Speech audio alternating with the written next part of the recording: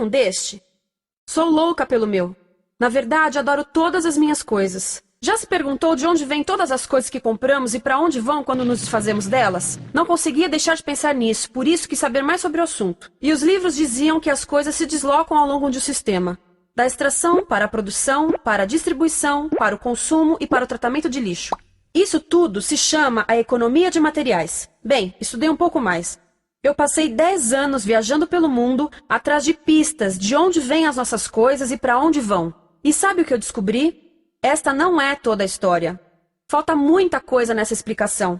Em primeiro lugar, neste sistema parece que está tudo bem, sem problemas. Mas, na verdade, é um sistema em crise, porque trata-se de um sistema linear. E nós vivemos num planeta finito.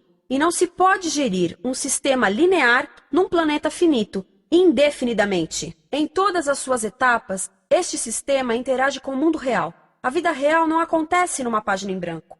Interage com sociedades, culturas, economias, o ambiente. E durante as etapas, a vida vai se chocando contra seus limites. Limites que aqui não vemos porque o diagrama está incompleto.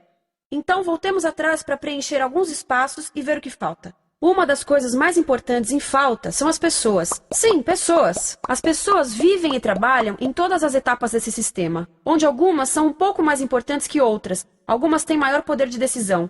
Quem são elas? Comecemos pelo governo. Meus amigos dizem que eu devia usar um tanque para simbolizar o governo. E isso é uma realidade em muitos países. E cada vez mais também no nosso. Afinal, mais de 50% dos nossos impostos vão para os militares. Mas vou usar uma pessoa para simbolizar o governo. Porque acredito nos valores e na visão de que o governo deve ser das pessoas, pelas pessoas, para as pessoas. A função do governo é olhar por nós, cuidar de nós. Esse é o seu trabalho. Depois vem as corporações. O que leva as corporações a parecerem maiores que o governo é porque elas são maiores que o governo. Atualmente, entre as 100 maiores economias da Terra, 51 são corporações. À medida que as corporações foram crescendo, em tamanho e poder, assistimos a uma pequena mudança no governo, como se estivessem mais preocupados com o bem-estar deles do que com o nosso. Muito bem, então vejamos o que mais falta nessa imagem. Começaremos pela extração, que é uma palavra pomposa para exploração de recursos naturais, que por sua vez é uma palavra pomposa para destruir o planeta. A verdade é que cortamos as árvores, arrebentamos as montanhas para extrair os metais, consumimos toda a água e exterminamos os animais. Aqui enfrentamos o nosso primeiro limite. Estamos ficando sem recursos naturais. Estamos utilizando demasiados materiais. Sei que isto pode ser difícil de ouvir, mas é a verdade. Por isso temos que lidar com isso. Durante apenas as 3 últimas décadas, foram consumidos 33% dos recursos naturais do planeta. Desapareceram. Cortamos, minamos, perfuramos e destruímos o planeta tão depressa que estamos debilitando a capacidade do planeta para sustentar o nosso modo de vida. Aonde eu vivo, nos Estados Unidos, resta-nos menos de 4% da nossa floresta original. 40% dos cursos de água estão impróprios para o consumo. E o nosso problema não é apenas estarmos utilizando demasiados recursos, mas o fato de estarmos utilizando mais do que a nossa parte. Temos 5% da população mundial, mas usamos 30% dos recursos mundiais. Se todos consumissem ao ritmo dos Estados Unidos, precisaríamos de 3 a 5 planetas. E sabem uma coisa? Só temos um. Então, a resposta do meu país a essa limitação é simplesmente ir tomar dos outros. Este é o terceiro mundo, que alguém dirá tratar-se apenas de uma expressão para designar o local para onde foram as nossas matérias-primas. E o que é que acontece? A mesma coisa, destruição do local. 75% das zonas de pesca do planeta estão sendo exploradas ao máximo ou além da sua capacidade. Desapareceram 80% das florestas originais do planeta. Só na Amazônia perdemos 2.000 árvores por minuto. O equivalente a um campo de futebol por minuto. Então, e as pessoas que vivem aqui? Bem, de acordo com esses sujeitos, eles não são donos desses recursos, mesmo que vivam lá há gerações. Não são donos dos meios de produção, nem compram muitas coisas. Nesse sistema, quem não possui nem compra muitas coisas não tem valor. A seguir, as matérias-primas seguem para a produção, onde utilizamos energia para misturar químicos tóxicos com recursos naturais para produzir produtos contaminados com tóxicos. Há atualmente no comércio mais de 100.000 químicos sintéticos. Apenas um punhado foi testado para avaliar o seu impacto na saúde, e nenhum foi testado em relação aos impactos sinérgicos na saúde, ou seja, a interação com todos os outros químicos aos quais estamos expostos diariamente. Por isso, desconhecemos o impacto total deles na saúde e no ambiente. Mas sabemos uma coisa: os tóxicos entram e saem. Enquanto continuarmos a introduzi-los nos nossos sistemas de produção industrial, continuaremos a inserir esses tóxicos nos produtos que levamos para nossas casas, trabalho e escolas, e claro, para nossos corpos. Como os BFRs, ou retardantes de incêndio à base de brometo, que tornam as coisas mais resistentes ao fogo, mas são super tóxicos. São neurotóxicos, ou seja, tóxicos para o cérebro. O que é que estamos fazendo usando esses químicos? Apesar disso, os usamos em nossos computadores, eletrodomésticos, sofás, colchões e até alguns travesseiros. Sim, pegamos nossos travesseiros, os revestimos com neurotoxinas, levamos para casa e dormimos por 8 horas com eles. Não sei, mas acho que num país com tanto potencial, poderíamos ter uma maneira melhor de evitar que as cabeças peguem fogo à noite. Sabia que essas toxinas vão se acumulando ao longo da cadeia alimentar e se concentram nos nossos corpos? Sabe qual é o alimento do topo da cadeia alimentar com o nível mais elevado de químicos tóxicos? O leite materno. Isto significa que os menores membros das nossas sociedades, os nossos bebês, recebem as maiores doses de químicos tóxicos das suas vidas a partir do leite das suas mães. Não acha que é uma incrível violação? A amamentação deveria ser o mais importante ato humano de nutrição. Deveria ser algo sagrado e seguro.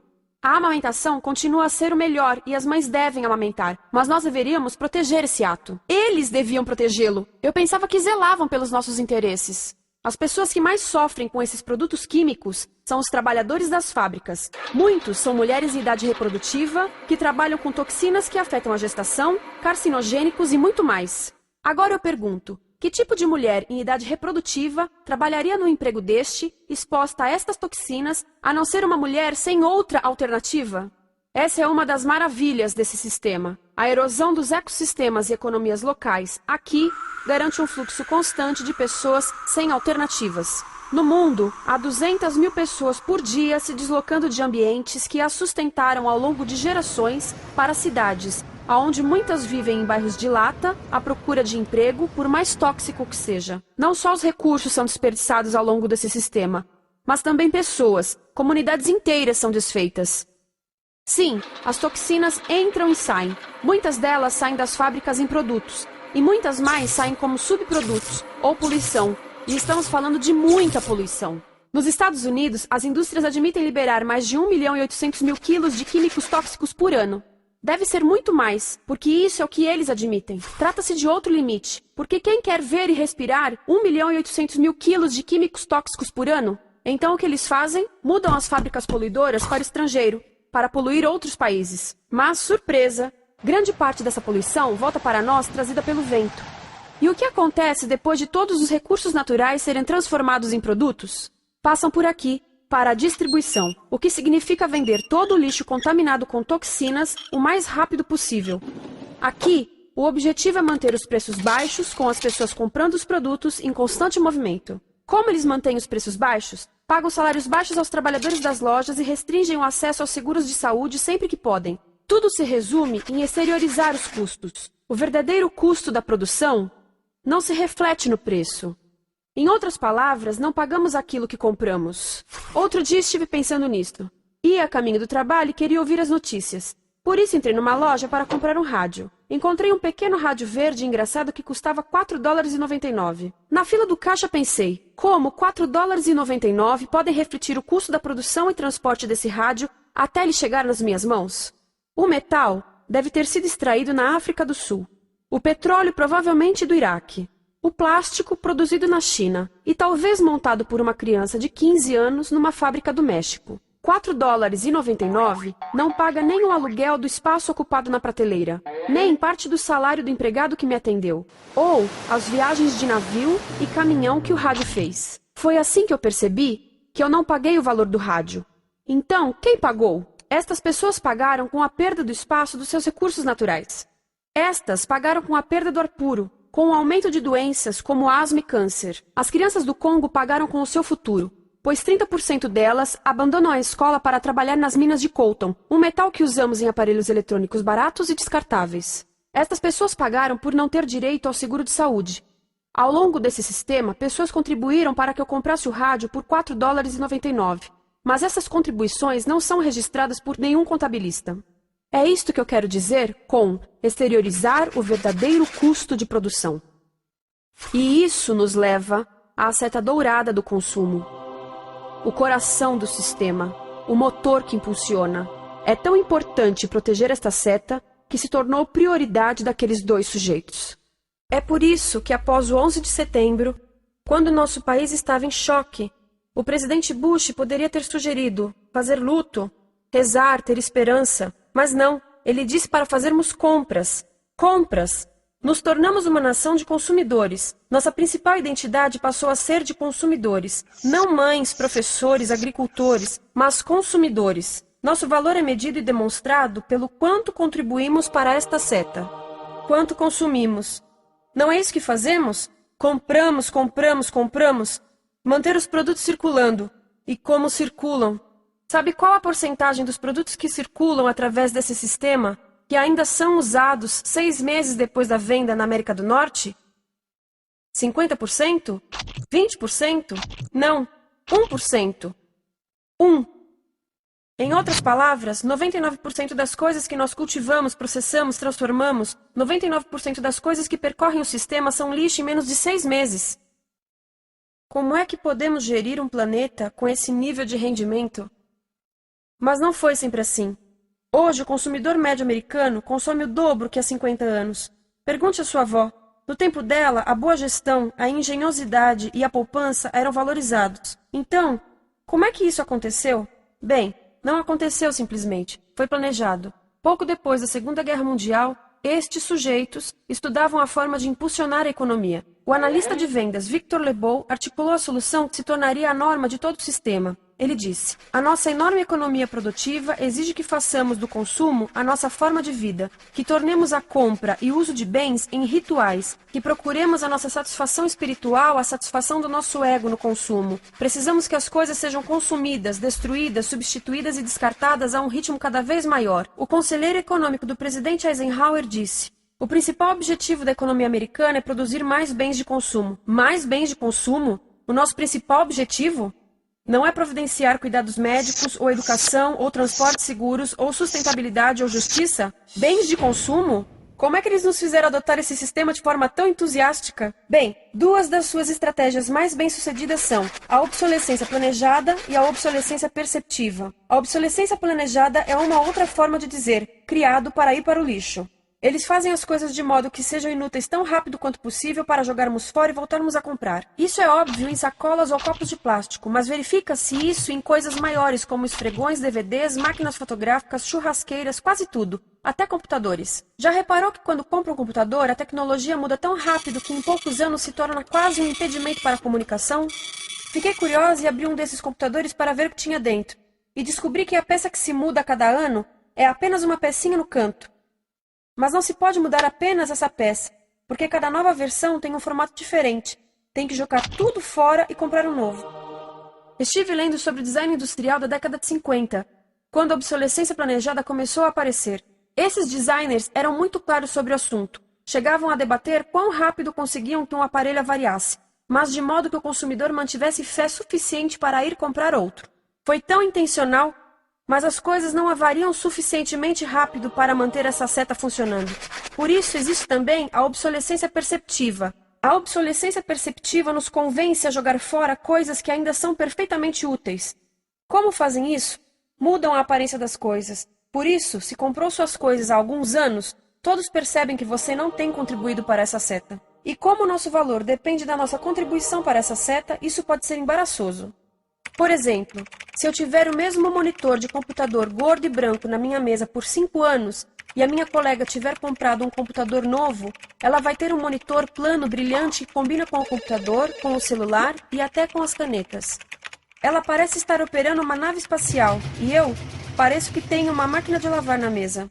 A moda é outro bom exemplo. Já se perguntou por que os saltos dos sapatos das mulheres passam de largos para finos num ano e no próximo de finos para largos? Não é por haver um debate sobre qual deles é mais saudável. É porque usar saltos largos num ano de saltos finos mostra que você não contribuiu recentemente para a seta. Por isso não vale tanto quanto a pessoa com saltos finos ao seu lado, ou em um anúncio. É para comprarmos sapatos novos. A publicidade e a mídia em geral têm um papel importante nisto. Cada um de nós nos Estados Unidos é bombardeado com mais de 3.000 anúncios por dia. Vemos mais publicidade num ano do que as pessoas há 50 anos viam em toda a vida. Qual é o objetivo de um anúncio se não nos fazer infelizes com o que temos? Por isso, nos dizem 3.000 vezes por dia que o nosso cabelo está errado, nossa pele, nossa roupa, nossos móveis, nossos carros, nós estamos errados. Mas tudo se resolve se formos às compras. A mídia também ajuda a esconder tudo isto e isto. Por isso, a única parte da economia que vemos são as compras. A extração, produção e envio para o lixo acontecem fora do nosso campo de visão. Por isso, nos Estados Unidos, temos mais coisas do que tivemos antes, mas pesquisas mostram nossa felicidade declinando. Nossa felicidade teve seu pico na década de 50, a mesma época em que a febre consumista explodiu. Coincidência interessante. Acho que sei o porquê. Temos mais coisas, porém menos tempo para o que realmente nos faz felizes. Amigos, família, tempo livre. Estamos trabalhando mais do que nunca. Analistas dizem que não temos tão pouco tempo livre desde a sociedade feudal. E sabem quais são as duas atividades que mais fazemos no pouco tempo livre que temos? Ver televisão e fazer compras.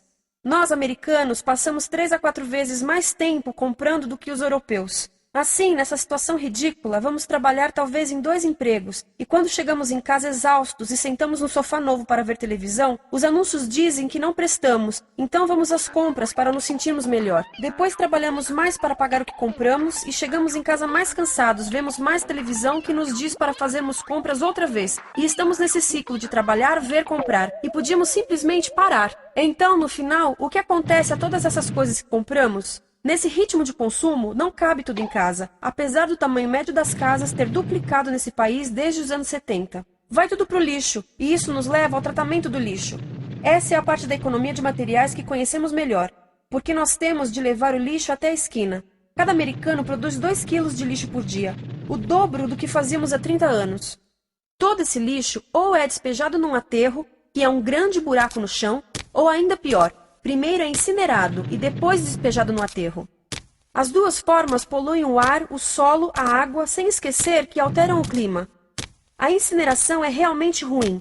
Lembra daqueles tóxicos da fase da produção? Bem, queimar o lixo libera esses tóxicos no ar. Pior ainda, produz supertóxicos novos, como a dioxina. A dioxina é a substância mais tóxica feita pelo homem, e os incineradores são a principal fonte de dioxina. Isso significa que podemos parar a principal fonte da mais tóxica substância conhecida e feita pelo homem, simplesmente parando de queimar o lixo. E podemos parar hoje. Algumas empresas não querem criar aterros e incineradores aqui. Por isso, também exportam os resíduos. Então, e a reciclagem? A reciclagem ajuda? Sim, a reciclagem ajuda. Ela reduz o lixo nessa extremidade e depois reduz a pressão para minerar e colher mais nessa extremidade. Sim, todos devemos reciclar, mas reciclar não é o suficiente. Reciclar nunca será suficiente, por 2 razões. Primeiro, o lixo que vem das nossas casas é apenas a ponta do iceberg. Para cada saco de lixo que deixamos na esquina, 70 sacos de lixo são criados anteriormente, só para fazer o lixo desse saco que deixamos na esquina. Assim, mesmo que pudéssemos reciclar 100% do lixo das nossas casas, não se chegaria ao coração do problema. Além disso, grande parte do lixo não pode ser reciclado, ou porque contém demasiados tóxicos, ou porque é criado de início para não ser reciclável. Como aquelas caixas de suco, que têm as camadas de metal, papel e plástico, todas coladas. Não dá para separar essas camadas para reciclá-las. Como se vê, é um sistema em crise. Por todo o percurso, estamos batendo em limites, do clima em mudança ao decréscimo da felicidade. Simplesmente não está funcionando. Mas a parte boa de um problema tão generalizado é haver tantos pontos de intervenção. Há pessoas trabalhando aqui salvando florestas, e aqui na produção limpa. Pessoas trabalhando em direitos do trabalho, em comércio justo, em consumo consciente, no bloqueio de aterros e incineradores. E muito importante, em recuperar o nosso governo, para que seja realmente pelas pessoas e para as pessoas. Todo esse trabalho é criticamente importante, mas as coisas vão realmente começar a se mover quando enxergarmos as ligações, quando enxergarmos o panorama geral. Quando as pessoas ao longo do sistema se unirem, poderemos reivindicar e transformar esse sistema linear em algo novo, um sistema que não desperdice recursos ou pessoas, porque aquilo de que precisamos nos livrar é da antiga mentalidade de usar e jogar fora. Há uma nova escola de pensamento nesse assunto, e é baseada em sustentabilidade e equidade, química verde, zero resíduos, produção em ciclo fechado, energia renovável, economias locais vivas, já está acontecendo. Há quem diga que é irrealista, idealista, que não pode acontecer. Mas eu digo que quem é irrealista são os que querem continuar pelo velho caminho. Isso é que é sonhar. Lembre-se que a velha forma não aconteceu por acaso. Não é como a gravidade que temos que conviver. As pessoas a criaram, e nós também somos pessoas. Por isso vamos criar algo novo.